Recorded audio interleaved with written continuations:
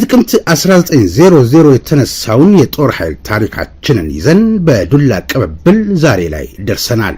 ይህ ሞርስ ኮሙኒኬሽን ነው። የኢትዮጵያን ሉዓላዊ ግዛት እየጠበቀና እያስከበረ ዛሬ ላይ ያደረሰውን ትናንት ደሙን ያፈሰሰ አጥንቱን የከሰከሰውን እያመሰገንን ታሪኩን እየተረክን የፈጸመውን ጀብድ እየዘከርን ለዛሬው የጦር ኃይል ብርታት እንዲሆነው እያደረግን ለነገው ተተኪ ጀግንነትን እንዲወርስ ተግተን እንሰራለን። ጀግናን ማመስገን ጀግናን መፍጠር የአያሌ ኢትዮጵያውያንን ሕይወት መጥፋትና ከኑሮ መፈናቀል ያስከተለ ሁኔታ እንዲለወጥ በልዩ ልዩ መልክ ጥረት ሲደረግ ቆይቷል። ሆኖም ችግሩ አልተቃለለም።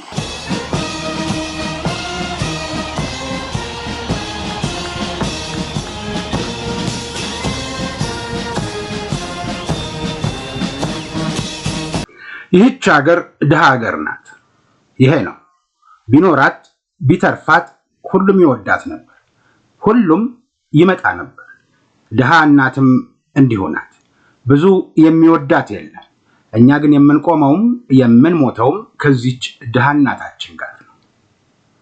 ፕሬዝዳንት መንግስቱ ኃይለማርያም ለአዲስ አበባ ዩኒቨርሲቲ ተማሪዎች በ1983 ዓ.ም ካደረጉት ንግግር ውስጥ የተወሰደ ለሰራዊቱ የጀርባ አጥንት ነች፣ ለአለቃ ጆሮ ነች። ይህ ሞርስ ነው የሚያዘጋጀው ወንድም ኢዮብ ደመቀ ነው። ዳዳ ዳዳዳ ዳዳዳ ፕሬዝዳንት መንግስቱ ኃይለማርያም ህዳር 10 ቀን 1987 ዓ.ም አእምሮ በተባለ አንድ ተወዳጅ የነበረ የግል ጋዜጣ ሁለተኛ ዓመት ቁጥር 65 ገጽ 6 ላይ የፕሬዝዳንት መንግስቱን የመጨረሻ የስልጣን ቀናትና የስደት ጉዞን በተመለከተ አንድ ጽሑፍ አቅርቤ ነበር።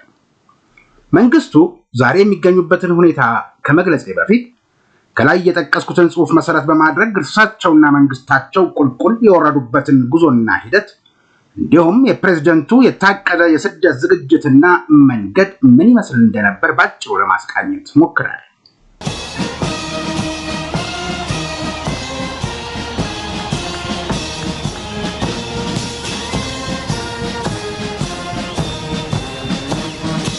ፕሬዝዳንት መንግስቱ ኃይለማርያም በስልጣን ዘመናቸው ከመንበራቸው ሊያፈናቅሏቸው የተነሱባቸውን ኃይሎች ሁሉ ተቋቁመውና አፈር አልብሰው ብዙ ያሳለፉ ቢሆንም ጦር መርተውና መሳሪያ ሰብቀው ከጫካ ተነስተው በግንቦት ወር 1983 ዓ.ም አዲስ አበባና አስመራ ለመግባት ጥቂት መንገድ የቀራቸው ተቃዋሚዎችን የጦር ሜዳ ግፊትና ተጽዕኖን ፈጽሞ ሊቋቋሙት አልቻሉም። በመፈንቅለ መንግስቱ ሳቢያ በሞቱትና በታሰሩት ጀነራሎች ምትክ አዲስ የተሾሟቸው አዛዦችም ውጊያውንና ጦሩን መምራትና መቆጣጠር ከበዳቸው። ለመሆኑ የዚያን ጊዜው መንግስቱ አዳርና ውሏቸው ምን ይመስል ነበር?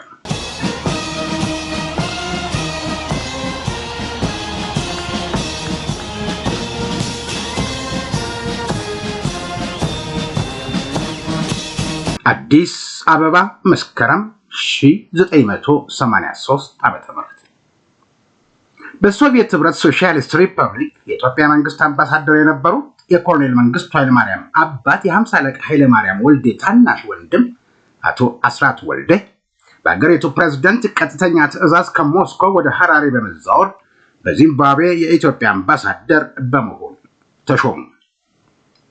አምባሳደር አስራት ወደ ሐራሬ ተቀይረው በሄዱበት ወቅት የኮሎኔል መንግስቱ ኃይለማርያምን 3 ልጆች ከአዲስ አበባ በመያዝ የአምባሳደሩ ዘመድ በመሆናቸው የዲፕሎማቲክ ፓስፖርት ተሰጥቷቸው ዚምባብዌ በሚገኘው የኢትዮጵያ ኤምባሲ መኖሪያ ቤት ከእርሳቸው ጋር እየኖሩ በአገሪቱ ከፍተኛ የትምህርት ተቋማት ውስጥ ትምህርታቸውን እንዲከታተሉ አድርገዋል።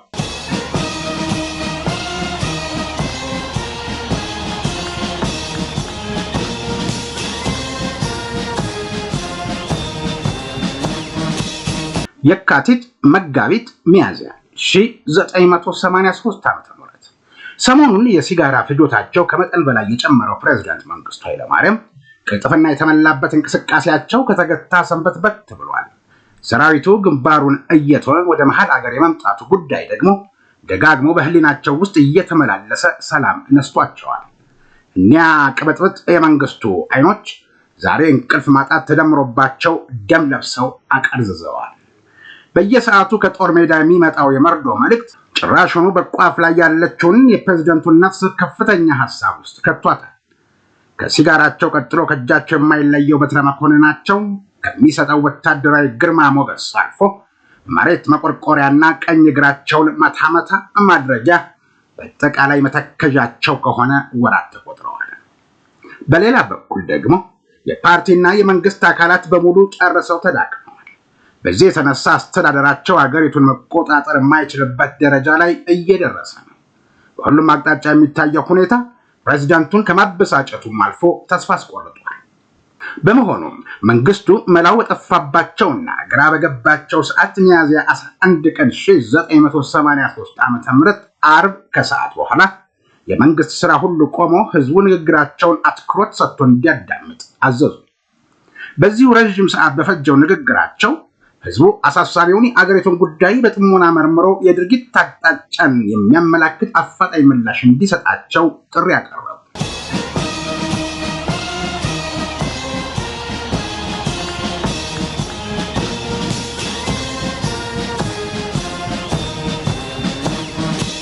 ይሁን እንጂ ህዝቡ ፕሬዝዳንቱ ለጠየቁት ጥያቄ በምን ሁኔታና እንዴት ምላሽ እንደሚሰጣቸው በግልጽ የተገለጸለት ወይም የተዘጋጀለት መድረክ ባለመኖሩ ጥሪውን በማዳመጥ ብቻ አለፈው። ከዚህ ንግግራቸው 2 ቀናት በኋላ የጠሩት የሀገሪቱ ብሔራዊ ሸንጎም አስቸኳይ ጉባኤም ሀገሪቱ ካለችበት አሳሳቢ ሁኔታ ለማውጣት መፍትሄ ለማቅረብ ተቸግሮ ከፕሬዝዳንቱ ፍላጎት ጋር ተጋጨ። በዚህ የተነሳ ላቀረቡት ጥሪ ከህዝቡ ምላሽ ያጡትና የአብዛኛው የሸንጎ አባላት አስተያየት ያልጠማቸው መንግስቱ ያለንበትን ሁኔታ ቢያንስ የጉባኤ ካልተረዳ የኢትዮጵያ ህዝብ እንዴት ሊያውቀው ይችላል በማለት በሸንጎ ላይ የመጨረሻ ተስፋ ቆርጠው ተናገሩ። አያይዘው የኢትዮጵያን ህዝብ አድሬስ አድርጌያለሁ። ቅጽበታዊ የሆነ ምላሽ ያንተን ውሳኔ እንጠብቃለን ብለናል። ጀስት ኖርማሊ ጠዋት ሴቷን ቦርሷን ወንዱ መኪናውን አንስቶ ሲያበቃ ወደ ቢሮው ነው የገባው። እኔ ኃላፊነቴን ተወጥቻለሁ። በታምኑም ባታምኑም ማንነቴን ለመግለጽና ማንም ታሪክ እንዳይወቅሰኝ በማለት ለሸንጎ አባላት ገለጹ።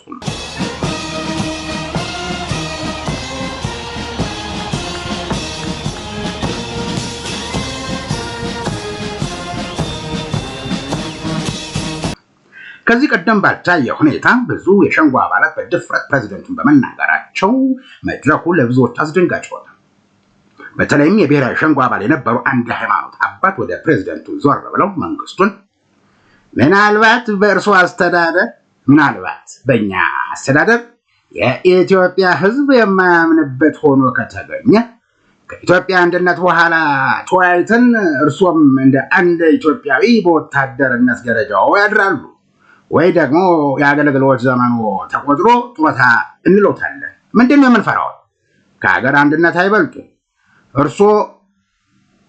ነገር ግን በአሁኑ ሰዓት ላይ የኢትዮጵያን ህዝብ 50 ሚሊዮን ህዝብ በደም ባህር ማግደው ቆስቆሰው በእርሱ ኃላፊነት 18 ዓመት ሙሉ መርተው ሳያደራድሩ ሳያረጋጉ የኢትዮጵያን ህዝብ ለእሳት ዳርገው በአሁኑ ሰዓት ውስጥ ላይ ከመሞት በስተቀር ቴዎድሮስን ጽዋ ከመጠጣት በስተቀር ሌላ ዕድል የለዎትም። ይህንንም እንደማያበላሹ አምናለሁ። እዚህችው እንደሚሞቱ እንጂ እንደሌሎቹ መሪዎች በኢሮፕ ውስጥ ይፈረጥጣሉ ብዬ እምነት የለኝ። እግዚአብሔር ምስክሬ ነው። ይህንን ህዝብ አጋልጠውት ይሄዳሉ አልልም። መንጌ ከሷ ወንበር ላይ ደርቀው እንደ ቋንጣ እንደሚቀሩ ለታሪክ አምንቦታለሁ። ይህን ባያደርጉ ግን ታሪክ ይፋረዱታል። ያሉት ድል ይሄ ብቻ ነው በማለት ተናገሯቸው። ሌላው የብሔራዊ ሸንጎ አባል የነበሩት ዶክተር ኃይሉ አርአያም እድል ተሰጥቷቸው ተናገሩት። መንግስቱን የሚያስደስት አልነበረም። እኔ ደጋግሜ የምለው ነው ጓድ ፕሬዝዳንት፣ ህዝብና መንግስት ሆድና ጀርባ ሆኗል። ከዚህ ጀርባውን ለመንግስት ሰጥቶ ካኮረፈ ህዝብ ዛሬ ምንም ነገር መጠበቅ አይቻልም በማለት የፕሬዝዳንቱን ተስፋ ጨርሶ የሚያጨልም ንግግር አደረጉ። መንግስቱ ይህን ጉባኤ የጠሩበትን ቀን ረገሙት። መፍትሄ ያመነጭልኛል ያሉት ጉባኤ ጭራሽ አበሳጫቸው። የብሔራዊ ሸንጎ አባላትም ተስፋ መቁረጥ በሚታይበት በዚህ የስብሰባው መንፈስ የተነሳ በዚያ ታሪካዊ አዳራሽ ዳግመኛ እንደማይገናኙ በትካዜ ተውጠው አረጋገጡም። ፕሬዝደንቱ ሰራዊቱ በራሱ ጊዜ የውጊያ ቀጠናውን እየለቀቀ መውጣቱ ለህዝቡ አስተላልፈውት የነበረው ጥሪ ምላሽ ማጣታቸውና ከብሔራዊ ሸንጎ አባላት በኩል የእርሳቸውን ፍላጎት የሚጻረር አስተያየትና የመፍትሄ ሀሳብ መሰንዘሩ አበሳይቷቸው ተስፋ በመቁረጥ ምንም ማድረግ የማይችሉበት ደረጃ ላይ መድረሳቸውን ይገነዘባሉ። ከዚህ በኋላ ይመስላል ከገቡበት የጭንቀት ማዕበል ሁሉ የሚገላግላቸውንና የሚያወጣቸውን አስቀድመው እንዳቀዱ የታመነውን የመጨረሻ መፍትሄ ስደትን ማሰላሰል የጀመሩት።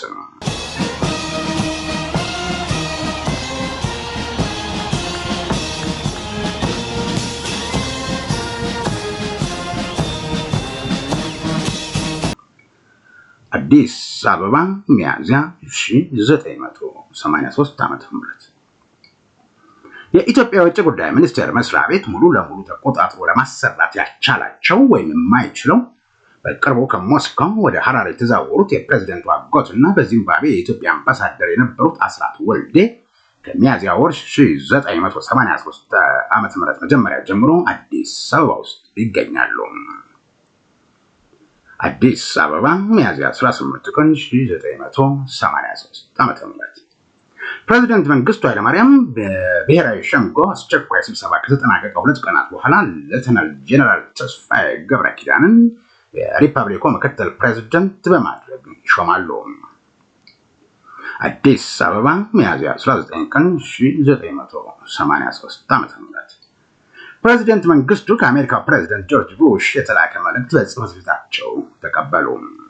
መልእክቱን ለፕሬዝዳንቱ ያቀረቡት የይሁዲ ዝርያ ያላቸው የአሜሪካ ምክር ቤት የቀድሞ አባልና የፕሬዝዳንቱ ልዩ መልእክተኛ ሚስተር ሮዲ ቦሽዊትዝ ሲሆኑ በስነ ስርዓቱም ላይ በአሜሪካ ውጭ ጉዳይ ሚኒስቴር የአፍሪካ ጉዳይ ምክትል ረዳት ሚኒስትር ሚስተር አይሺን ሃክስ፣ የአሜሪካ ብሔራዊ ጸጥታ ምክር ቤት ዳይሬክተር ሚስተር ሮበርት ፍሬዘር እና ሚስተር ሮበርት ሁደክ በኢትዮጵያ የአሜሪካ ኤምባሲ ጉዳይ ፈጻሚ ተገኝተዋል።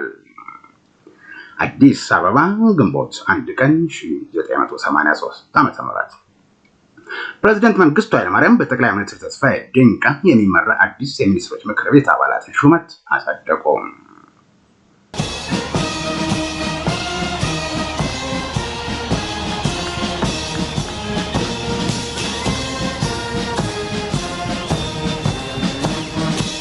አዲስ አበባ ግንቦት 11 ቀን 1983 ዓ.ም ፕሬዝዳንት መንግስቱ ኃይለማርያም ከዚምባብዌ ፕሬዝዳንት ሮበርት ጋብርኤል ሙጋቤ የተላከ መልእክት በጽሕፈት ቤታቸው ተቀበሉ። መልእክቱን ለፕሬዝዳንቱ ያቀረቡት ሚስተር ኤመርሰን ማንጋጋዋ የዚምባብዌ የህግ የፍትህና የፓርላማ ጉዳዮች ሚኒስትር ሲሆኑ በስነ ስርዓቱም ላይ አምባሳደር ፍስሐ ይመር የውጭ ጉዳይ ምክትል ሚኒስትርና ሚስተር አሎዊዝ ቺዶዳ በኢትዮጵያ የዚምባብዌ አምባሳደር ተገኝተዋል። አዲስ አበባ ግንቦት 13 ቀን 1983 ዓ.ም ፕሬዝዳንት መንግስቱ ኃይለማርያም በብላት የማሰልጠኛ ማዕከል በወታደራዊ ስልጠና ላይ ይገኙ የነበሩትን የከፍተኛ ትምህርት ተቋም ተማሪዎችን ለመጎብኘት ከጠዋቱ 2 ሰዓት ተኩል ሲሆን አንድም የመንግስት ባለስልጣንን ሳያስከትሉ ጥቂት አጃቢዎቻቸውን ብቻ ይዘው በአንዲት አነስተኛ የኢትዮጵያ አየር መንገድ ቡፋሎ አውሮፕላን ከአዲስ አበባ ተሳፍረው ወደ ብላቴ በረሩ። አውሮፕላኑ ብላቴ ለመድረስ ጥቂት ደቂቃዎች ሲቀረው ፕሬዝዳንቱ አብራሪውን ካፒቴን መኮንን አደላ አስጠርተው የማልቀረበት ስብሰባ ስላለኝ ጉዞውን ወደ ናይሮቢ አድርግ በማለት ቀጭን ትዕዛዝ ይሰጧቸዋል። ካፒቴን መኮንን ለጉዞ ያደረጉት ዝግጅት ለብላቴ በመሆኑ የያዙት ነዳጅ ናይሮቢ ሊያደርሳቸው እንደማይችልና ለበረራውም ካርታ እንዳልያዙ ይገልጻሉ። መንግስቱ ግን ማንኛውንም ዛሬ ተጠቅመህ ናይሮቢ አደርሰኝ በማለት በመቆጣታቸው አብራሪው ከኛ አስፈሪ ሰው ጋር መከራከሩ ስላሰጋቸው የሚመጣውን ሁሉ ለመቀበል ቆርጠው በመነሳት አቅጣጫቸውን ለውጠው ወደ ኬንያ አመሩ። አዲስ አበባ ከረፋዱ 4 ሰዓት ተኩል ፕሬዝዳንቱ ከአዲስ አበባ ተነስተው ከበረሩ 2 ሰዓት በኋላ በዚምባብዌ የኢትዮጵያ አምባሳደር የነበሩት አስራት ወልዴ የመንግስቱን ባለቤት ወይዘሮ ባንቺ ቢሻውን አዋክበውና ቻፕሎ በመያዝ በቻርተር አውሮፕላን ከቦሌ ዓለም አቀፍ አውሮፕላን ማረፊያ ተነስተው ወደ ሐራሬ በረሩ። ናይሮቢ ግንቦት 13 ቀን 1983 4 ሰዓት ተኩል የናይሮቢ ኤርፖርት ተርሚናል ዳይሬክተር አንድ ከፍተኛ የኢትዮጵያ መንግስት ባለስልጣንን የያዘ የኢትዮጵያ አየር መንገድ አውሮፕላን ጆሞ ኬንያታ ዓለም አቀፍ አውሮፕላን ጣቢያ ለማረፍ ፈቃድ መጠየቁን እንግዳውን ፓይለት የጠቀሰ የተርሚናሉ ሰራተኞች ሪፖርት ይደርሳቸዋል። የአውሮፕላኑን አብራሪው የካፕቴን መኮንን አደላ ስጋት በተአምር ተወግዶ መንግስቱን የያዘው አውሮፕላን ተፈቅዶለት ከረፋዱ 4 ሰዓት ተኩል ሲሆን ናይሮቢ ኬንያ በሰላም አረፈ። የኬንያ ውጭ ጉዳይ ሚኒስትር ስለ እንግዳው መምጣት ተጠይቆ የሚያውቀው ነገር እንደሌለ ለኤርፖርቱ ኃላፊዎች ያስታውቃል። ሁኔታው በእንዲህ እንዳለ ረዘም ላሉ ደቂቃዎች ለብቻው ፈንጠር ብሎ ከቆመው አውሮፕላን ውስጥ ለአየር ማረፊያው ሰራተኞች ባልተለመደ ሁኔታ አዲስ ነገር ተከሰተ።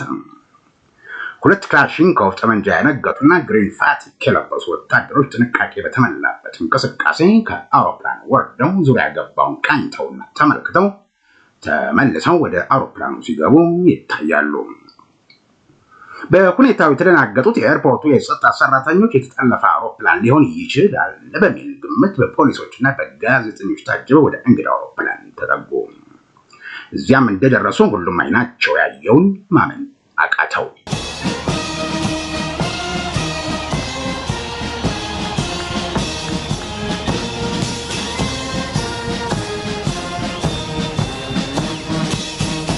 በሐሳብ ባህር ጭልጥ ብለው የጠፉ አረንጓዴ ወታደራዊ ካኪ የለበሱ እጃቸውን ጉንጫቸው ላይ አስደግፈውና ተክዘው የተቀመጡ ሰው አየሁ። ፖሊሶቹ ወደ አውሮፕላኑ ተጠግተው የነበሩ ጋዜጠኞችን ሁሉ በመመለስ የኢትዮጵያው መሪ ኮሎኔል መንግስቱ ኃይለማርያም መምጣታቸውን ደረጃቸውን ጠብቀው ለኬንያው ፕሬዝዳንት ጽሕፈት ቤት ገለጹ። ከአየር ማረፊያው ወደ ፕሬዝዳንቱ ጽሕፈት ቤት የሚወስደው የናይሮቢ ከተማ ጎዳና አላርም በሚያሰሙ የእንግዳ ተቀባይ ሞተር ብስክሌቶችና መኪኖች ተጨናነቀ። መንገዱ ከትራፊክ ትርምስ ነፃ ሆነ። ከጥቂት ደቂቃዎች በኋላ የኬንያ ፖሊስ ኮሚሽነር ወደ አውሮፕላኑ ተጠግተው ከመንግስቱ ጋር ሰላምታ ከተለዋወጡ በኋላ አመጣጡን በኦፊሴል ስላላወቅን ፕሬዝዳንት አራፕ ሞይ ሊገኙ አልቻሉም።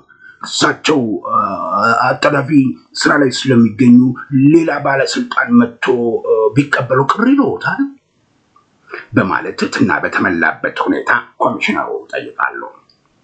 ኮሎኔል መንግስቱ አውሮፕላን ውስጥ ከ1 ሰዓት በላይ ስላቆያችሁኝ አዝናለሁ። አሁን ግን በአስቸኳይ ፕሬዝዳንት ዳንኤል አራፕ ሞይን ማግኘት ፈልጋለሁ ይላሉ። ወዲያው በኬንያው ፕሬዝዳንት ጽሕፈት ቤት ሚኒስትር ዴኤታ የሆኑ አንድ ከፍተኛ ባለስልጣን ደርሰው መንግስቱን ከተቀበሉ በኋላ ጉዞ ወደ ቤተ መንግስት ሆነ።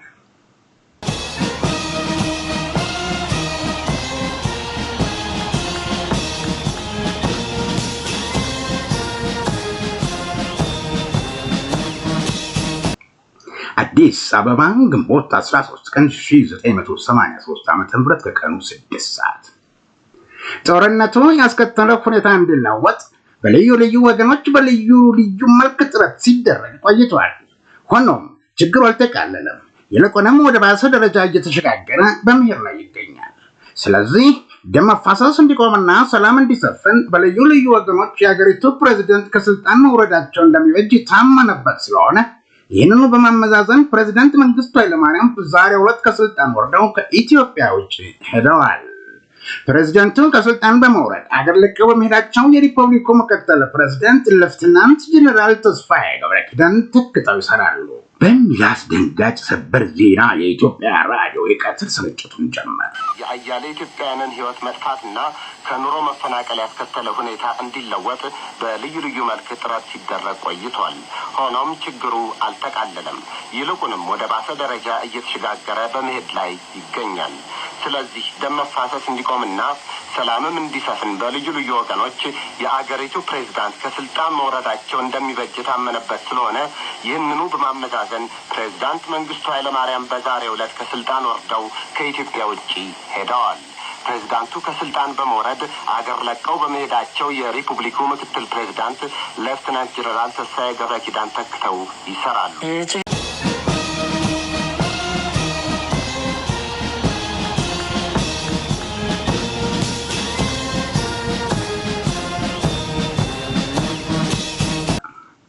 የኢፌዴሪ ፕሬዝዳንት ሀገር ጥሎ መሄድ ህዝቡን እጅግ በጣም አስደነገጠው።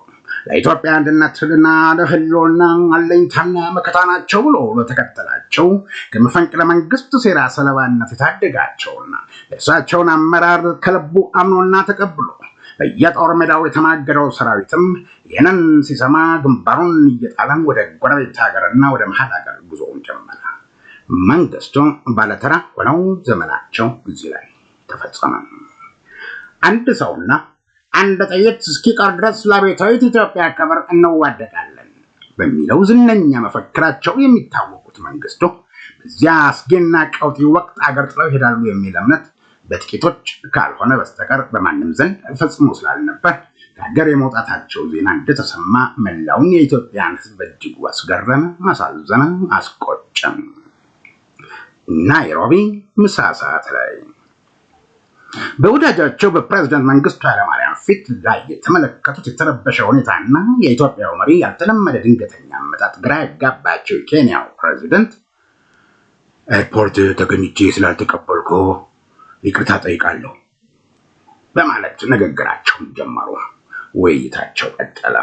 ሁለቱ መሪዎች አብረው ምሳ ሊበሉ ሲዘጋጁ ለአራት ሞይ አንድ የቴሌግራም መልእክት የያዘ ወረቀት ከፕሮቶኮል ሹማቸው ቀረበላቸው። ፕሬዝዳንቱ ወረቀቱን እንዳዩ በድንጋጤ ግንባራቸውን ቋጠር ፈታ አድርገው አንብበው ሲጨርሱ ትንሽ እንደመተከዝ ብለው ለደቂቃ ያህል ከቆዩ በኋላ ወደ ምሳ እንሂድ ብለው መንግስቱን በመጋበዝ ወደ ምግብ ቤት ይሄዳሉ። ከምሳ በኋላ ቡና እየተጠጣ ሳለ ፕሬዝዳንት ሞይ ያስደነገጣቸውንና የመንግስቱን ከስልጣን መውረድ የሚገልጸውን ቴሌግራም ለባለጉዳዩ አቀበሏቸው። መንግስቱ በተከታታይ ናይሮቢ የሚገኙ የአምባሳደራቸው ረዳቶችና አዲስ አበባን ሌተናል ጀነራል ተስፋዬ ገብረኪዳን ዘንድ ስልክ ደወሉ። በወቅቱ በኬንያ የኢትዮጵያ አምባሳደር ኡጋንዳ ይገኙ ነበር። ቢቢሲ ከናይሮቢው ዘጋቢ የፕሬዝዳንት መንግስቱን ከስልጣን መውረድ አስመልክቶ ኔግሌክትድ ኤንድ ሪጀክትድ ሲል ዘገባ። ናይሮቢ ከቀኑ 10 ሰዓት ብዙም የውጭ ሀገር ዜጎችን ብዛም የማይስተናገዱበትና በመካከለኛ ደረጃ ላይ የሚገኘው የናይሮቢ ኢንተርኮንቲኔንታል ሆቴል በፖሊሶች ተከቧል። በሆቴሉ አካባቢና በውስጡ በሚታየው በዚህ እንግዳ ሁኔታ የሆቴሉ ሰራተኞችና ተጠቃሚዎች በሙሉ ተደናግጠዋል። ፖሊሶችና የጸጥታ ሰራተኞች ፈንጠር ብለው በመቆም በአጭር ርቀት ራዲዮ እየተነጋገሩና ሰዓታቸውን እየተመለከቱ አንዳች ነገር ይጠብቃሉ።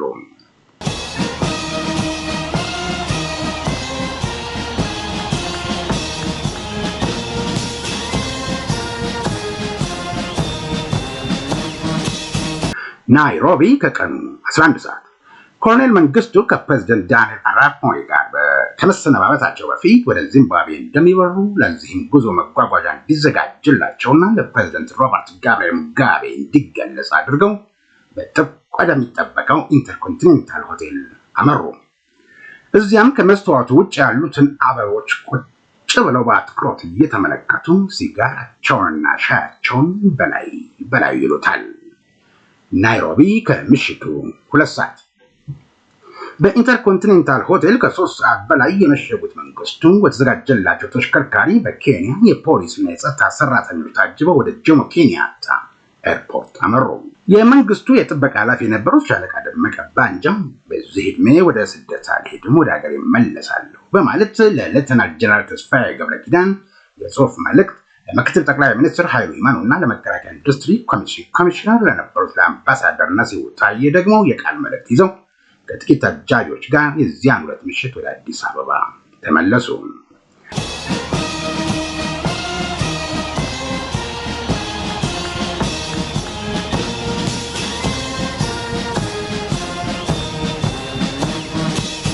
መልእክቱ በቤተ መንግስት በልዩ ረዳታቸው በሻምበል መንግስቱ ገመቸው ኃላፊነት የሚንቀሳቀሰው የስራ ማስኬጃ ገንዘብ ከድሬዳዋ የጫት ቀረጥ ገቢ የሚገኘውንና ለሱዳንና ለሶማሊያ ተቃዋሚዎች በእርዳታ መልክ የሚሰጠውን ገንዘብ እንዲሁም የኩዌት መንግስት የሰጠው $20 ሚሊዮን የስጦታ ገንዘብ ለመከላከያ ኢንዱስትሪ ግንባታ እንዲውል የሚያዝ ነበር። ሐራሬ ዚምባብዌ ግንቦት 14 ቀን 1983 ዓ.ም እኩለ ሌሊት አካባቢ የህሊና መረጋጋት የማይታይበትን ኃይለኛና ቁጡ ሰው የያዘው የኬንያ ኤርዌይስ ቦይንግ አውሮፕላን ቀዝቃዛውን የምሽት አየርና ጨለማውን ሰንጥቆ እኩለ ሌሊት አካባቢ ሐራሬ ደረሰ። የዚምባብዌው ምክትል ፕሬዝዳንት ሚስተር ሳይመን ሙዜንዳና በዚምባብዌ የኢትዮጵያ አምባሳደር አስራት ወልዴ መንግስቱን ተቀብለው ወደ ሐራሬ የኢትዮጵያ ኤምባሲ ወሰዷቸው። በወቅቱ የሀገሪቱ ፕሬዝዳንት ሮበርት ጋብርኤል ሙጋቤ ከዚምባብዌ ውጭ ነበሩ። እንዲህ ሆኖ 17 ዓመት ሙሉ ኢትዮጵያን በጠንካራ መዳፋቸው ስር አስገብተው ሲኖሩ የቆዩት ፕሬዝዳንት መንግስቱ ኃይለማርያም ወልዴ ለአንዴና ለመጨረሻ ጊዜ በ50 ዓመት ዕድሜያቸው ከኢትዮጵያ ፖለቲካ መድረክ ተሰናብተው ሐራሬ አቅራቢያ በሚገኝ አንድ በጥብቅ በሚጠበቅ የተዘጋ ቪላ ውስጥ ከባለቤታቸውና ከልጆቻቸው ጋር በስደት መኖር ጀመሩ። የቀድሞ መሪ ወደ ዚምባብዌ ከመሄዳቸው አንድ ወር አስቀድሞ ማለት በትክክል የብሔራዊ ሸንጎ አስቸኳይ ጉባኤ በተጠናቀቀበት ሰሞን በሐራሬ ከተማ የሚታተም አንድ ሳምንታዊ መጽሔት በእርግጠኝነት አገኘሁት ያለውን ምንጭ በመጥቀስ የኢትዮጵያው መሪ ከሀገር በመኮብለል በዚምባብዌ ውስጥ በስደት ለመኖር አቅደዋል ሲል መዘገቡን ከመንግስት ለውጥ በኋላ በዚምባብዌ የኢትዮጵያ ኤምባሲ ውስጥ የሚሰሩ አንድ ዲፕሎማት ማለዳ ከተባለ መጽሔት 1985 ዓመተ ምህረት ቁጥር 3 ጋር ባደረጉት ቃለ ምልልስ ላይ ገልጸዋል። አዲስ አበባ ግንቦት 15 ቀን 1983 ዓመተ ምህረት ከቀኑ 6 ሰዓት የኢትዮጵያ ራዲዮ። የቀድሞው ፕሬዝዳንት መንግስቱ ኃይለማርያም በብላቴ ማሰልጠኛ ማዕከል በስልጣን ላይ የሚገኙ የከፍተኛ ትምህርት ተቋም ተማሪዎችን እጎበኛለሁ በሚል ሽፋን ከሀገር መኮብለሉን አንድ የመንግስት ምክር ቤት ቃል አቀባይ አስታወቀ። በዚምባብዌ የኢትዮጵያ መንግስት አምባሳደር አስራት ወልዴም ኮብላዩን መሪ በኢትዮጵያ ኤምባሲ ውስጥ ተቀብለው በማስተናገዳቸው ከኃላፊነታቸው የተነሱ መሆኑን ቃል አቀባዩ ጨምሮ ገልጿል በማለት የኢትዮጵያ ዜና አገልግሎት ዘገበ። ይህ ዜና ከሁለት ቀናት በፊት የመንግስት ምክር ቤት ከሰጠው መግለጫ ጋር በእጅጉ የሚቃረን ስለነበር ህዝቡን ሁሉ ከማስገረም አልፎ ግራ አጋባም። የሆነ ሆኖ ፕሬዝዳንቱ ሀገር ለቀው ከሄዱ ከ3 ቀናት በኋላ ሻዕቢያ አስመራን፣ ከአንድ ሳምንት በኋላ ደግሞ የኢህአዴግ ኃይሎች አዲስ አበባን ተቆጣጠሩ። ለዓመታት የዘለቀው የወንድማማቾችን ደም ያፋሰሰው የእርስ በርስ ጦርነትም እዚህ ላይ አበቃ። ሐራሬ መስከረም 1984 ዓ.ም ከመንበረ ስልጣናቸው የተወገዱት መንግስቱና ከኃላፊነታቸው ተነስተው የዲፕሎማቲክ መብታቸውን የተገፈፉት አምባሳደር አስራት ወልዴ ከጊዜ በኋላ ምንጩና በግልጽ ባልታወቀና ባልተገለጸ ምክንያት በመካከላቸው አለመግባባት ተፈጥሮ ሁለቱ ዘመዳሞች በስደት ዓለም እያሉ በሰው ሀገር በጸብ ተለያይተው ከቆዩ ጥቂት ዓመታት በኋላ እንደገና ታርቀዋል። ቀደም ሲል የታላቅ ወንድማቸውን ልጅ የስደት ኑሮ ያመቻቹት አምባሳደር አስራት ከኃላፊነታቸው እንደተነሱ ሐራሬ በሚገኘው የተባበሩት መንግስታት የስደተኞች ጽሕፈት ቤት በስደተኝነት ተመዝግበው ኑሯቸውን እዚያው ዚምባብዌ ውስጥ አድርገዋል። ከቀድሞ መሪ ጋር ሐራሬ ገብተው አብረዋቸው በስደት ይኖሩ ከነበሩት 5 የፕሬዝዳንቱ አጃቢዎች መካከል መንግስቱ በተስማሙበትና በፈቀዱላቸው መሰረት የመቶ አለቃ በቀለ ኃይሉ ወደ ሰሜን አሜሪካ ሲሄዱ፣ ሁለተኛው አጃቢያቸው ወደ አገር ቤት ተመልሰው ገጠር ዘመዶቻቸው ዘንድ በግብርና እየተዳደሩ ይኖራሉ። 3 ወታደሮች ደግሞ ከቀድሞ ፕሬዝዳንት ጋር ተለያይተው ኑሯቸውን ደቡብ አፍሪካና አውስትራሊያ ውስጥ አድርገዋል።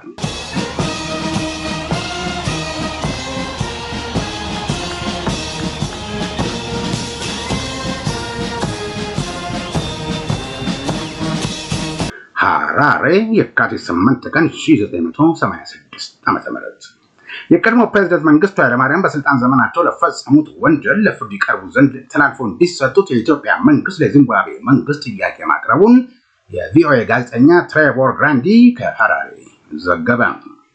ይህን ተከትሎ የዚምባብዌው መንግስት ተቃዋሚ ፓርቲዎች አፍሪካዊ ስታሊን መንግስቱ ኃይለማርያም የሀገሩን ዜጎች ጨፍጭፎ ዚምባብዌ ውስጥ ተደብቆ መኖር ስለሌለበት በአስቸኳይ ለኢትዮጵያ መንግስት ተላልፎ እንዲሰጥ በማለት አሳሰበው። ይሁን እንጂ በወቅቱ የዚምባብዌ ውጭ ጉዳይ ሚኒስትር የነበሩት ዶክተር ናታን ሻሙያራሪ ለመንግስቱ ጥገኝነት ለመስጠት አስቀድማ ፈቃዷን የሰጠችው ዚምባብዌ ዛሬ ቃሏን አጥፋ ብትገኝ ሀገራቸውን ክብር የሚያጎድፍና ስሟን በሚያጠፋ በመሆኑ መንግስቱን አሳልፈን ለመስጠት አንችልም በማለት በሀገሪቱ ቴሌቪዥን ላይ ቀርበው ጠንካራ ያለ ማብራሪያና መግለጫ ሰጡ። አዲስ አበባ ጥቅምት 1987 ዓ.ም የኢትዮጵያ መንግስት የቀድሞ ፕሬዝዳንት መንግስቱ ኃይለማርያም በስልጣን ዘመናቸው በፈጸሙት የዘር ማጥፋት ወንጀል ክሳቸው በሌሉበት አዲስ አበባ ላይ በፍርድ ቤት እንደሚታይ አስታወቀ።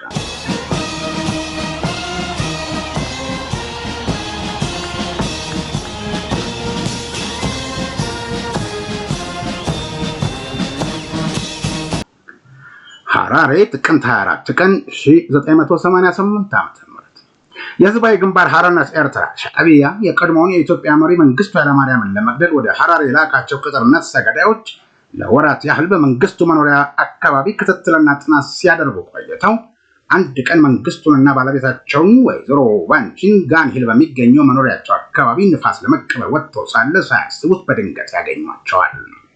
ራሳቸውን ለመጠበቅ ምንጊዜም ንቁ የሆኑት መንግስቱ በመጀመሪያ ሁለቱን አጥቂዎቻቸውን ከቅርብ ርቀት እንዳዩ ለዚምባብዌያኑ ጠባቂዎቻቸው እነዚህ ሰዎች የአገሬን ሰዎች ይመስላሉ፣ እኔን ሲያዩ በጣም ተደናግጠዋል፣ የአንዳች ተንኮል ወይም ሌላ ምክንያት ወደዚህ አልመጡምና ተከታተሏቸው በማለት እርሳቸውም ሽጉጣቸውን መዘው እንዳስተካከሉ በተለያየ አቅጣጫ የነበሩት ሁለቱ የሻዕቢያ አባላት ሊተኩሱ ሲዘጋጁ መንግስቱን ከሚጠብቁ የዚምባብዌ ጸጥታ ኃይሎች አስቀድመው በተተኮሰ ጥይት ተመተው ቆስለው ይያዛሉ። በዚህ መንግስቱ በሻዕቢያ ተደግሶላቸው ከነበረ ያልተጠበቀ ድንገተኛ አደጋ ለጥቂት ማምለጥ ችለዋል። ቆስለው የተያዙት የሻዕቢያ አባላት የሕክምና እርዳታ ተደርጎላቸው ከጉዳታቸው ካገገሙ በኋላ በመግደል ሙከራ ያለ ፈቃድ የጦር መሳሪያ ወደ ዚምባብዌ በማስገባትና ይዞ በመገኘት ወንጀል ተከሰው በአገሪቱ ፍርድ ቤት ፊት ቀረቡ። ሁለቱም ተከሳሾች ከቅጣት ለማዳን በወቅቱ በደቡብ አፍሪካ የኤርትራ አምባሳደር የነበሩት አቶ ጸጋዬ ተስፋዬ ሲሆን ወደ ሐራሬ የተመላለሱ ቢሆንም ጥረታቸው መክነው ጉዳዩን የተመለከተው የዚምባብዌ ፍርድ ቤት በአንደኛው ተከሳሽ በአቶ ሰለሞን ኃይሌ ገብረ ሚካኤል ላይ የ15 ዓመት በሁለተኛው ተከሳሽና አንደኛው ተከሳሽ ግብረ አበር በመሆን ተከሶ በቀረበው በአቶ አብርሃ ጎይቶም ዮሴፍ ላይ ደግሞ የ5 ዓመት ጽኑ እስራት ወስኖባቸው ወደ ወህኒ ቤት ልኳቸዋል።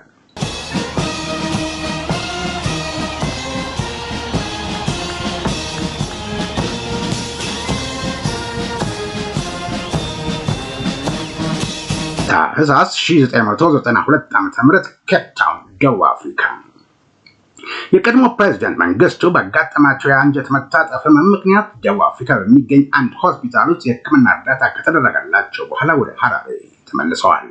በዚህ ጊዜ ነበር ለዓመታት ሲብላላ የቆየውን የኮሎኔሉን አገር ጥሎ የመሄድ ሚስጥር እንቆቅልሽ የፈታ መግለጫ ከወደ ፕሪቶሪያ አካባቢ የተሰማው። የሌተና ኮሎኔል መንግስቱ ኃይለማርያም ትዝታዎች የሚለው የገነት አየለ መጽሐፍ በመጨረሻ ገጹ ላይ ስለ ሁኔታው እንዲህ በማለት አስፍሯል። ታህሳስ 1992 መንግስቱ ለሕክምና ደቡብ አፍሪካ ሄደው ወደ ሐራሬ ከተመለሱ በኋላ የዚምባብዌው ፕሬዝዳንት ሙጋቤ ዘስታር ለተባለው የደቡብ አፍሪካ ጋዜጣ በሰጡት ቃለ መጠይቅ በዚያ ጊዜ አሜሪካኖቹ የመንግስቱን ወደ ዚምባብዌ መምጣት ለማመቻቸት ከኛ ጋር እንዲደራደር የካናዳን መንግስት ጠይቀው ነበር። በዚህ መሰረት የአሜሪካ መንግስት በካናዳ መንግስት በኩል ያቀረበልን ጥያቄ ለመንግስቱ ኃይለማርያም የፖለቲካ ጥገኝነት እንድንሰጣቸውና አስፈላጊ ከሆነም በስደተኝነት በሚኖሩበት ጊዜ ሁሉ የሚያስፈልጋቸውን ወጪ የአሜሪካ መንግስት እንደሚሸፍን የገለጹልን። እኛም ጥያቄውን ተቀብለናል። ወጪያቸውን በሚመለከት ግን የዚምባብዌ መንግስት ለእሳቸውና ለቤተሰባቸው የሚያስፈልገውን ሁሉ ያደርጋል ብለዋል። ይህንን የሙጋቤን መግለጫ ስናጤ ነው ፕሬዝዳንት መንግስቱ በሚያዝያና በግንቦት ወር 1983 ዓ.ም አዲስ አበባ በሚገኘው ጽህፈት ቤታቸው በቅድሚያ ያደረጉት ንግግር ይዘት መገናኛ ብዙሃን እንደዘገቡት ሁለቱ ሀገሮች ከኢትዮጵያ ጋር ባላቸው የቆየ ግንኙነት ላይ ያተኮረ ብቻ ሳይሆን ከዚህ የስደት መንገዳቸው ጋር የተያያዘም እንደነበር ሂደቱም የቀድሞ መሪ የአሜሪካኑን ልዑክ ካነጋገሩበት ቀን በኋላ የነበሩት 3 ሳምንታት አሜሪካ በካናዳ አደራዳሪነት የዚምባብዌ መንግስት ለመንግስቱ የፖለቲካ ጥገኝነት እንዲሰጣቸው ዲፕሎማሲያዊ ጥረት ያደረገችበት የዝግጅት ጊዜ ሲሆን ፕሬዝዳንቱ አገር ለቀው ከመሄዳቸው 2 ቀናት በፊት አዲስ አበባ የደረሱት የሙጋቤ መልእክተኛም አመጣጣቸው የተጠየቀው የፖለቲካ ጥገኝነት የተፈቀደ መሆኑን አዲስ አበባ ላይ በአካል ተገኝተው ለመንግስቱ ለማረጋገጥ እንደሆነ ይታመናል። ከዚህ በተጨማሪ ኮሎኔል መንግስቱ ምክትል ርዕሰ ብሔርና አዲስ ካቢኔ ማቋቋማቸውን ስልጣናቸውን የማስረከብ ያህል የሚቆጠር የታቀደ የስደት ጉዞ ዝግጅት እንደነበር በግልጽ ያመለክታል። አሜሪካ የቀድሞ ፕሬዝዳንት በስደት ከአገር እንዲወጡ የፈለገችበት ዋና ምክንያት ምናልባት መንግስቱ ተስፋ ቆርጠው ወደ አዲስ አበባ የገባውን ጦራቸውን ሰብስበው ከተማዋ ውስጥ ከኢህአዴግ ኃይሎች ጋር የሚያደርጉት ውጊያ በዋና ከተማዋ ነዋሪ ህዝብ ላይ ከባድ እልቂት ሊያስከትል ይችላል በሚል እምነት እንደነበር በወቅቱ የውጭ ሀገር መገናኛ ብዙሃን ሲዘግቡ ተደምጧል።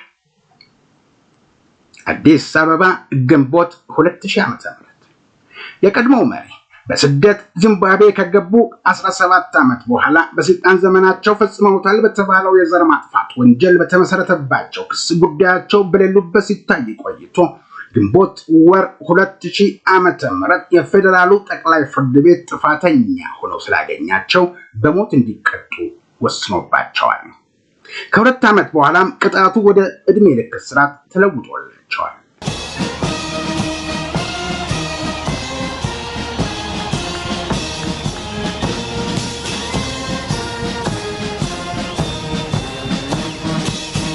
ይሁን እንጂ ዘንድሮ በ2015 የ84 ዓመት አዛውንቱ የቀድሞው ፕሬዝዳንት መንግስቱ ኃይለማርያም እስካሁን ድረስ እዚያው ዚምባብዌ ውስጥ ጋልሂል በተባለ የመኖሪያ መንደር ከባለቤታቸው ጋር በስደት ይኖራሉ።